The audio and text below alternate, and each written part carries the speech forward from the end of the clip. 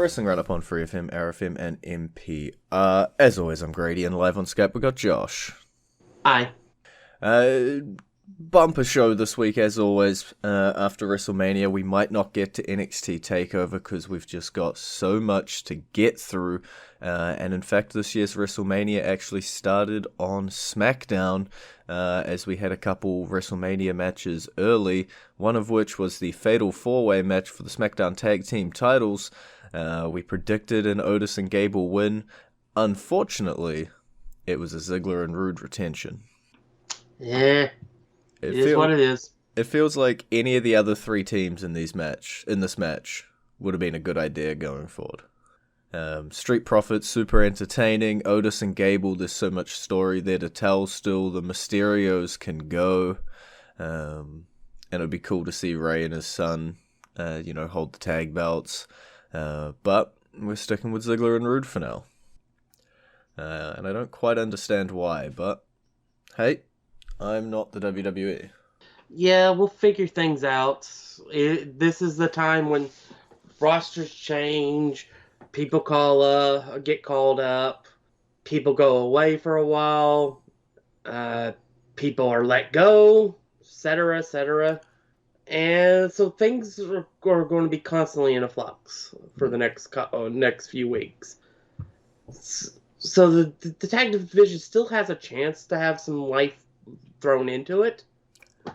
Yeah, this is sort of the season finale, season premiere kind of stuff, right?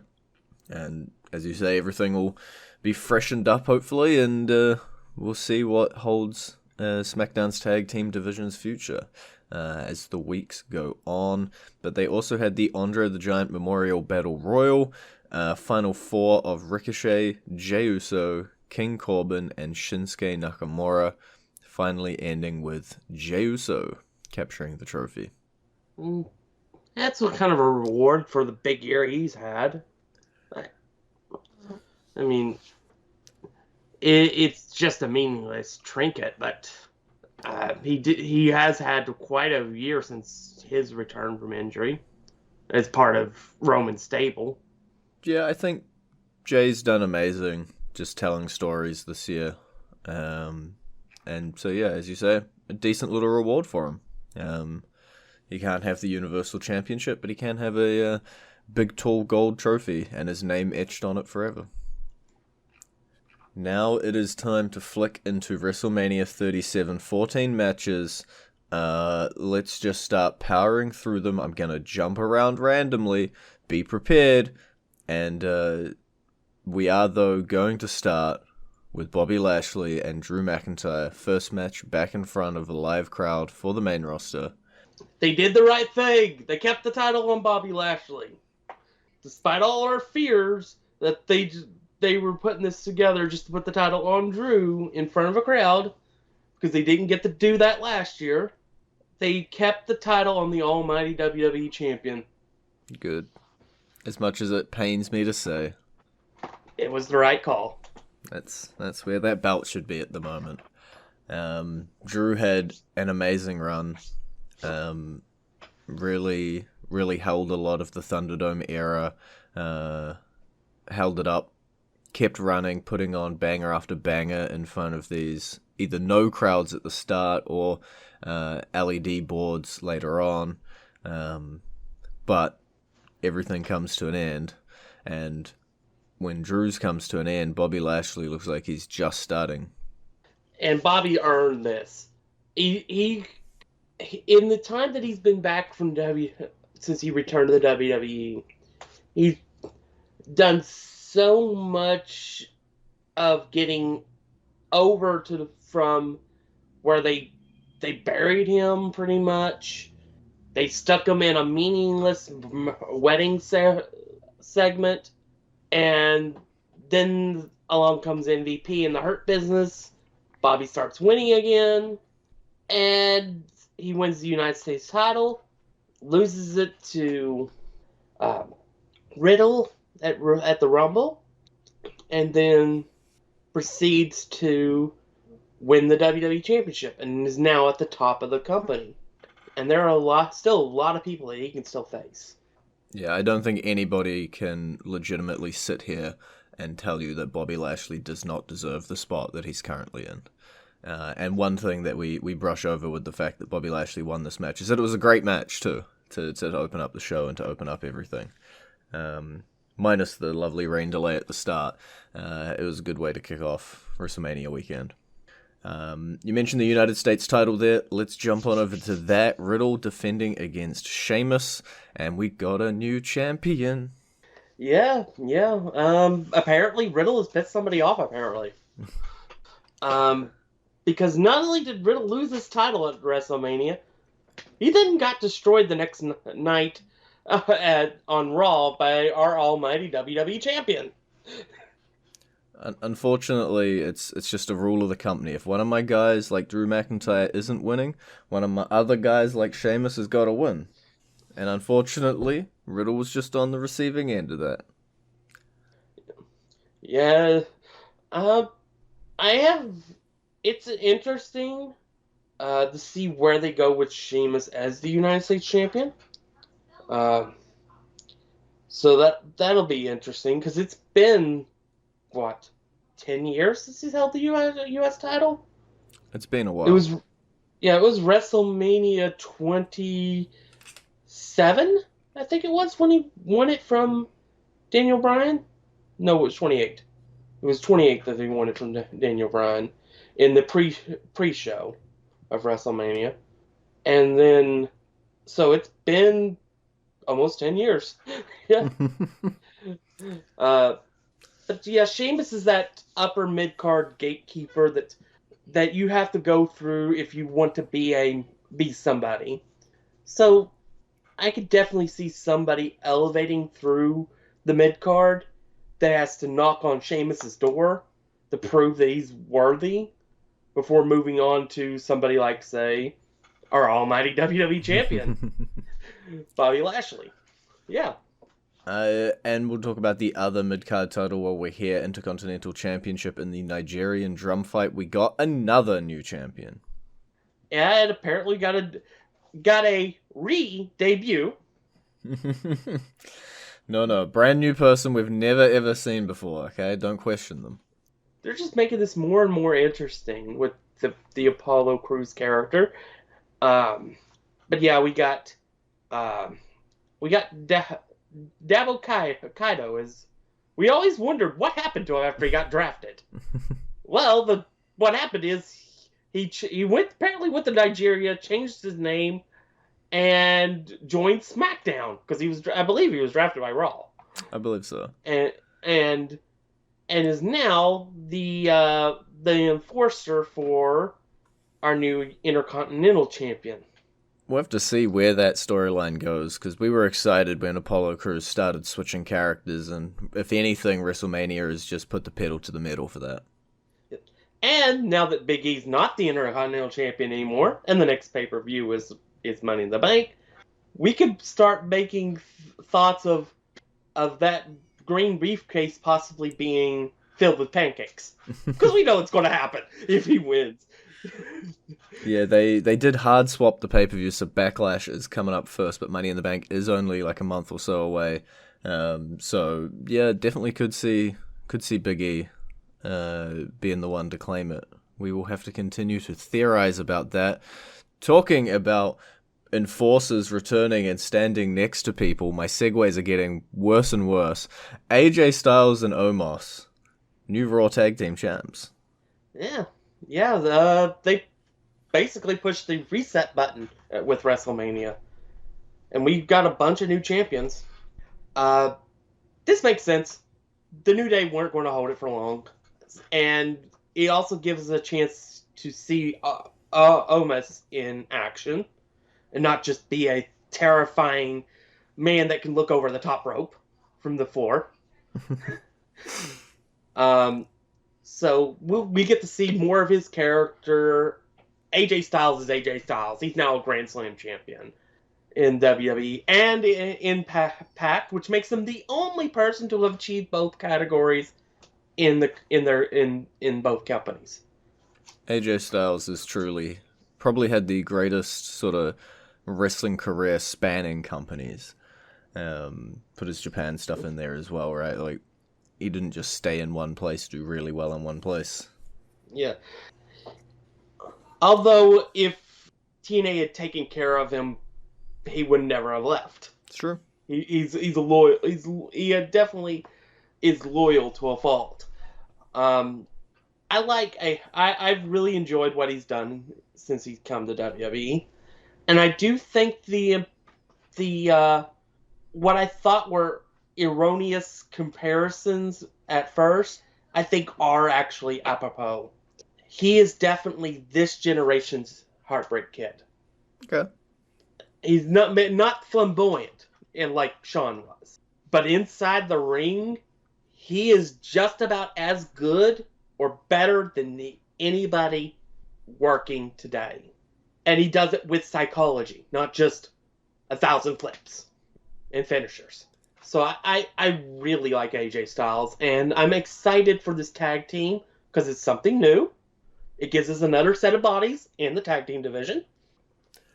Yeah, I think it should be good to see what happens, and much like the future of the SmackDown tag team division, the future of the Raw tag team division over here as well. We know the Viking Raiders returned on the Raw after WrestleMania, so they're starting to heat up in their tag team division as well.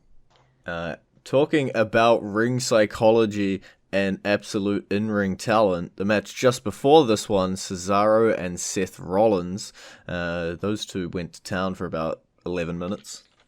And Cesaro's elevation continues. He beat a multi-time world champion. So that gives us another potential option for the Money in the Bank. Although, I would rather have Big E win it. Cesaro would be definitely a very acceptable choice. Mm-hmm. Yeah, I think the difference being that I guess they both could, Cesaro I could see definitely just coming out and challenging the Universal Champion. But Big E with a briefcase kind of seems cooler in terms of what he'd do with it. Yeah, I think there'd be a lot more comedy involved with him being the briefcase holder, because he's going to do stuff with it. It's just a matter of what. But I do imagine it being full of pancakes, because that's just a hilarious image in my head. I imagine him doing the whole rolling thing that he does with the briefcase, so it's like clunking as he's going along. It should be entertaining. Well, I'm going to say the word, pick a song while I preamble here for a little bit. So that we can go into one. We've still got probably over half the card, so we will try and motor through that when we get back from the other side of our song. And that song this week is? It would be Rhea Ripley. Rhea Ripley's theme playing for you right about now.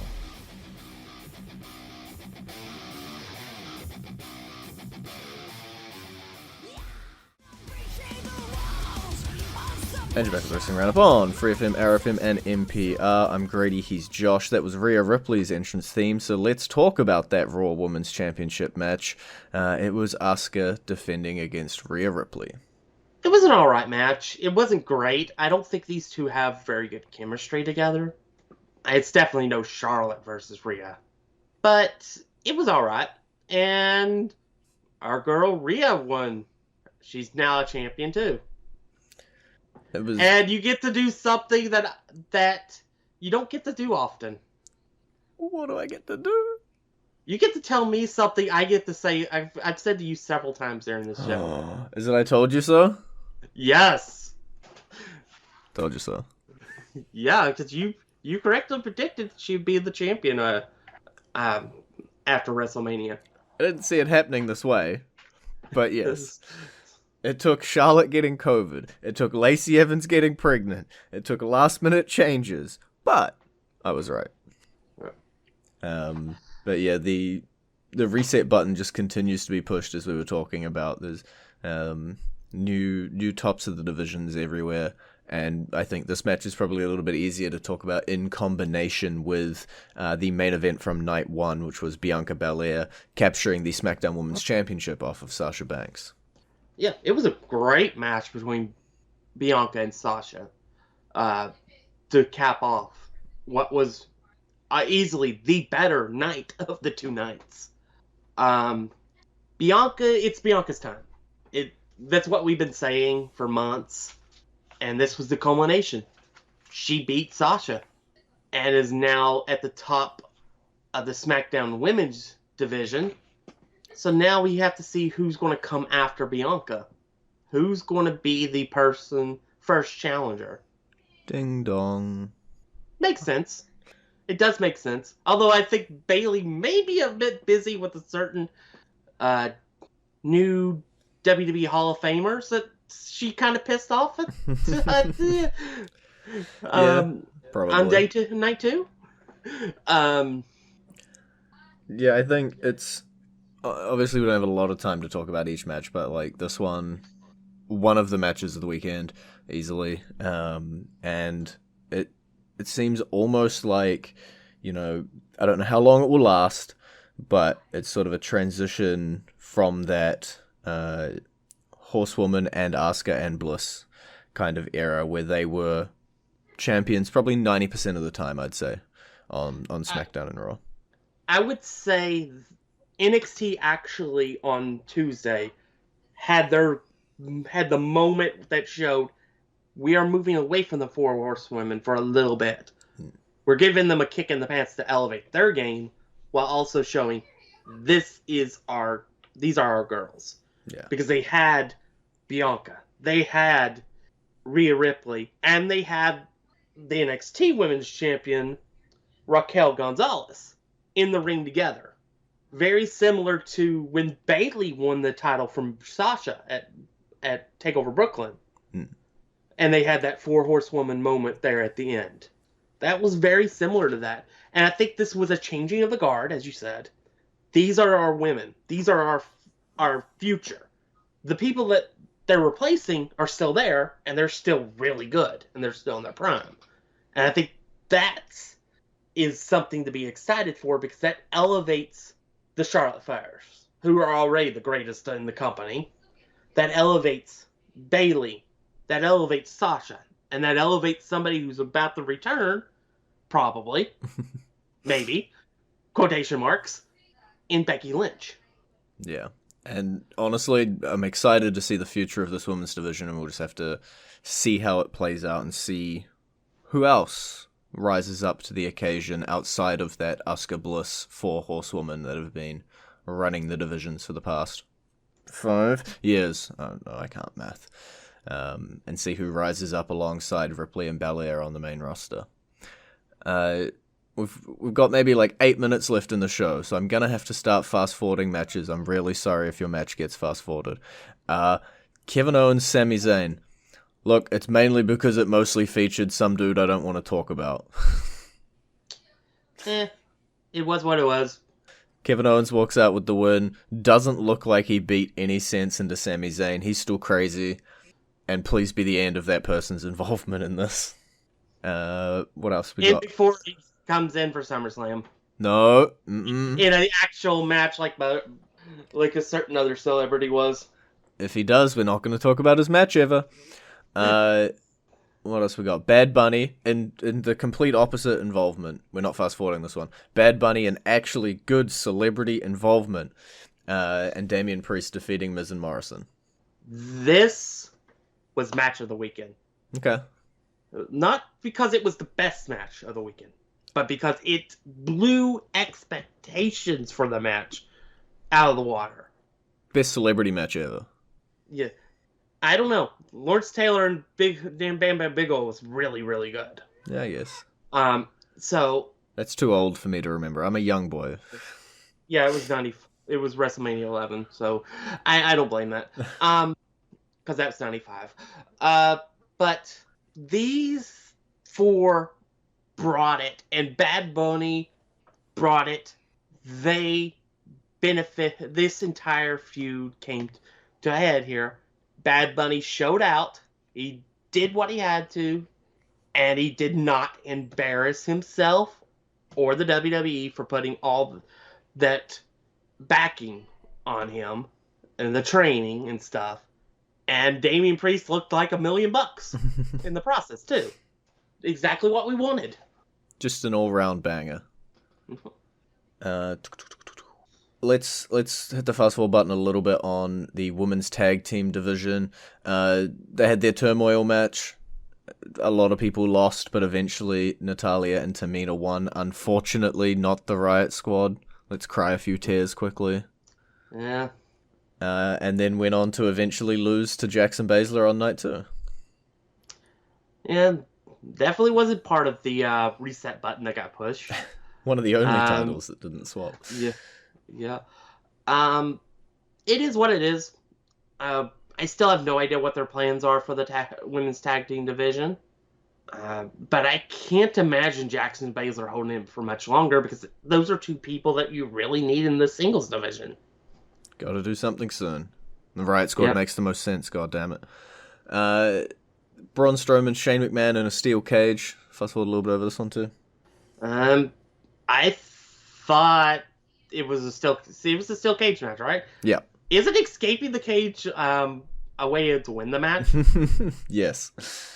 So why was this not a win for Shane McMahon when about 2 years ago when Braun faced Kevin Owens and threw him out of a cage, Kevin Owens won? Look, don't question it. This was all. I think they were too afraid to ring the bell. Yeah, because he just ripped part of the cage down. That's all. Braun got his moment. He got to destroy Shane, and he did it in the most devastating and fear possible way, while also destroying Elias and Jackson Ryder in the process too. Yeah, Braun is a monster for sure. And then our opening match on night 2, Randy Orton, The Fiend, Alexa Bliss with the distraction. No comment. I think this is the beginning of a weird storyline where The Fiend will actually be weaker than he's been in the past. I have no idea what they're doing here, but I'm interested because it's just so dang confusing. Yeah, that's why I had no comment. I don't know what's happening. I don't know what's happening right now. I don't know what's happening in the future. I got no clue. Yeah, but I think this is just another metamorphosis for The Fiend. At this point, he's had like 15 of those. But we'll have to see what is in the future for The Fiend. Our last match, hopefully, if I didn't miss any, the main event of Night 2 for the WWE Universal Championship triple threat match between Roman Reigns, Edge, and Daniel Bryan. This was a good triple threat. It was easily the best match of Night 3 or Night 2. There was so much going on. It felt like Night 3 at some points. Smackdown was like Night 1, so yeah, I get it. Yeah. But yeah, it was easily the best match of the night. It's again more questions than answers. Roman stands tall with the title. We thought for sure he wasn't going to walk out with it. It's the one outcome we didn't see. Yeah, so, and again, it was in part because of Jey Uso. But yeah, and now there's some kind of weird conspiracy theory storyline coming up with Edge was on top of Daniel Bryan, so he should be the Universal Champion. But Charles Robinson said he's the referee and his decision is final, and there were 4 shoulders on the mat with Roman in control.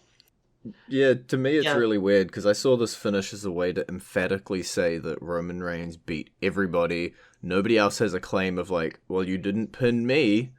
Like, and then all of a sudden I just see everybody going wild with like, oh, but Edge was on. And I'm like, what is... Yeah. No. Yeah, it's like, I don't know what they're planning here.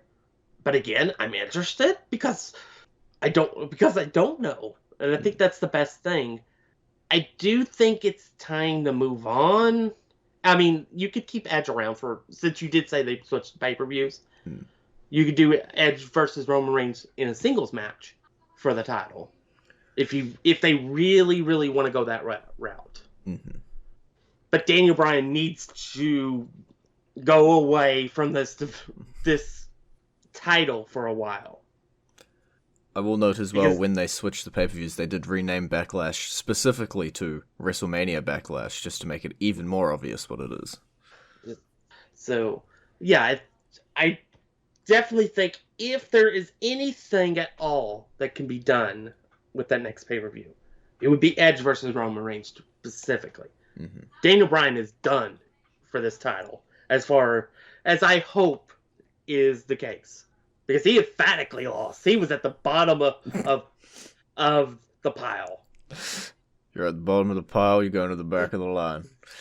Yep. Alright, well, we have run out of time this week. It has been great talking to you, Josh. Bye. Hopefully we can get to some NXT TakeOver, maybe, or at least some NXT next week. We'll have to wait and see. You can visit our Facebook page, facebook.com/RND Up. That is Wrestling R&D Up, I'll get there. Or twitter.com/Wrestling R&D Up. I'm already goofing everything. I'm just going to go to the end. Just play this damn song. I'm tired. It's a long show. Just play the song. Play the song.